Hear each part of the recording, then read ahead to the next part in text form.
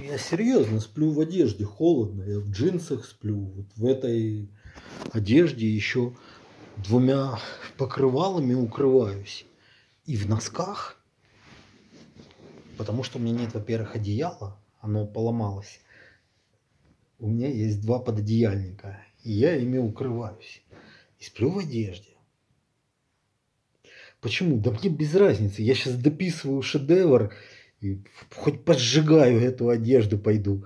Хоть ремонт сделаю. Или захочу, пойду далеко в автодоме каком-то. Или пешком еще лучше. Или захочу, ничего не буду делать. Понимаете?